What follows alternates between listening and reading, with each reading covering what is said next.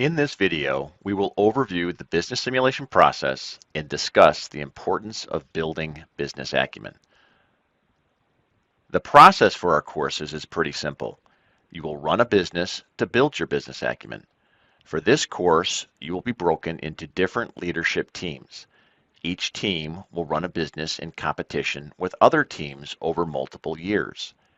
At the end of each year, we will give you feedback on your performance and discuss business acumen topics that will help improve your performance in subsequent years. More than likely, you will begin the competition in an identical position to your competitors, with the same debt, competencies, pricing, etc. But for some competitions, there will be different starting positions. Your instructor will tell you which starting position will be run for your class. Running a business is difficult because businesses are multidimensional. Employees, customers, finance, operations, regulators, there are many stakeholders and competing objectives.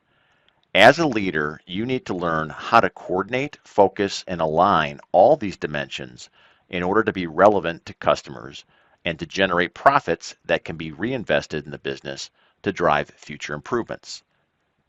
Running a business for the long term is difficult though. Small businesses struggle with it and large businesses struggle with it. If you're a small company, 50% of your peers will fail by year 5. 70% will fail by year 10. If you're a larger organization, don't take comfort in your size. The average age of the typical S&P Standard & Poor's 500 company is now under 20 years compared to 60 years back in the 1950s. For any organization, large or small, obtaining a sustainable competitive advantage is becoming more and more difficult.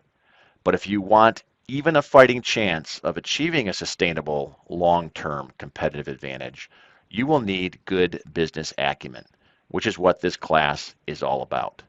Business savvy and business sense, a keenness and a quickness in understanding a situation and in making decisions that take and lead you to a better and stronger position. There's a quote from the legendary Peter Drucker, sometimes referred to as the father of management thinking and a professor at NYU. Drucker said, "Only 3 things happen naturally in organizations." And this is true for large organizations or small organizations. 3 things happen naturally: friction, confusion, and underperformance. Your job as a leader within a business is to make your business, your organization, behave unnaturally.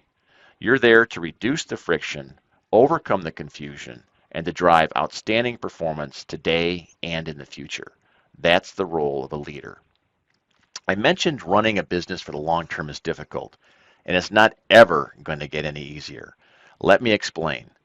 Thomas Friedman, economist and visiting professor at Harvard, wrote a book called Thank You for Being Late. In the book, Friedman discusses the change that's occurring in the world and the acceleration of change that's occurring, and how change and acceleration of change is having an impact on society and on businesses and on individuals. In the book, Mr. Friedman tells the story of a king. This king is so happy with the inventor of the game of chess that the king offers the inventor any reward that the inventor would like. The inventor responds to the offer and says he'd like enough food to feed his family. The king says, "How much food is that?" The inventor thinks about it and says, "Well, king, if you could take the chessboard that I just invented, and if you put 1 grain of rice on the first square of the chessboard, and then if you double that amount of rice on the second square, and then double it again on the third square through all 64 squares of the chessboard, that's what I'd like." So 1 grain of rice on square number 1, then 2, then 4, then 8, and 16. If you did that through all squares on the chessboard, how many grains of rice would there be on the 64th square of that chessboard? Got your number? Was your number 9.2 quintillion?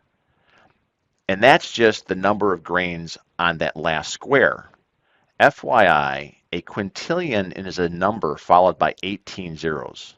It's a big number. The entire chessboard would have 18 quintillion grains of rice. The process of doubling from 1 to 4 to 8 to 16 is known as exponential growth. And we've heard of that process before. Most recently, virus proliferation, but also investments and rabbits making bunnies. But you may have also heard about exponential growth within information technology and computers. Back in the 1960s, Robert Moore came up with what is known as Moore's Law. And Moore's Law states that computers will have exponential growth in terms of their processing power and in terms of their ability to store data. Every 18 to 24 months, these things will double. When you have exponential growth with grains of rice, you create a mess. When you have exponential growth with something like computer processing power and the ability to store data, you all of a sudden have strange things starting to occur. You have strange things like driverless cars. You have strange things like devices such as smartphones that have millions of times more processing power than NASA had in total when they put a man on the moon back in the 1960s. Strange things like social media platforms that can interconnect 3 to 4 billion people instantaneously worldwide. Today's leaders and in the future have to deal with these strange things. Go back to Drucker's quotes. Organizations behaving naturally experience friction, confusion, and underperformance. Well, if that was true 20 years ago when Drucker first made that proclamation, imagine the confusion, the friction, and the underperformance that are going to be in your world during your leadership reign. You may have heard of the term VUCA. VUCA is simply what we're talking about regarding strange things happening. VUCA stands for volatility, uncertainty, complexity, and ambiguity, all of which are the result of strange things happening, and all of which you will need to develop skills in dealing with. Let's look at a graphical representation of organizations behaving naturally. There was a study from many years ago of almost 700 businesses. They wanted to track business performance over time. At the beginning of the study, they took the top 50% of the businesses, or about 350 businesses, as measured on a profitability metric, return on investment, something like return on assets or return on equity. And they plotted the ROI, return on investment, of these top 350 businesses as a group over 10 years. See the blue line. They also plotted the starting worst 350 businesses over 10 years. Take a look at the red line. This data suggests that if you're running a great top performing company today, you are not very likely, on average, to be a top performing business in 10 years. It doesn't happen on average. On average, the best organizations decline in performance, and on average, the worst organizations improve in performance over time, or they go bust altogether. And at the end of 10 years, you're going to have a whole new set of leaders and laggards.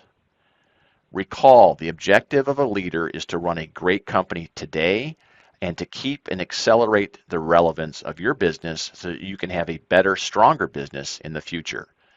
To do this, you need business acumen, that keenness and quickness with understanding and dealing with a business situation. And there are many business situations yet to be seen. So how do we build business acumen? With the business simulation.